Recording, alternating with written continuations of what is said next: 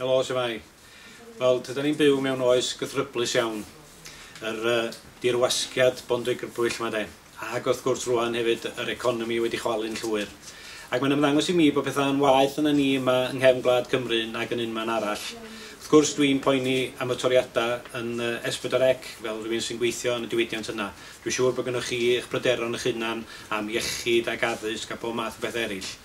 Mae Cymdeithas yr Iaith ynghyd â nifer o bobl eraill fel Unison yn trefnu Rali yng Caernarfon ar y 4 o Ragfyr. Felly ga i'ch annog chi i ddod yno erbyn 11 y bora i ddangos eich cefnogaeth, achos mae hyn i gyd yn wneud ar toriadau yma. Mae Caernarfon Cleg rwan wedi penderfynu sy'n mynd i wneud pethau'n waeth i ni yma yng Nghymru. Felly dowch, dim oes pwy da chi'n gefnogi, dowch mwyn chi'ch hunan ac mwyn i gyd yma yng Nghymru, achos mae'r toriadau yma yn mynd i frifo go iawn. Cofiwch ddod.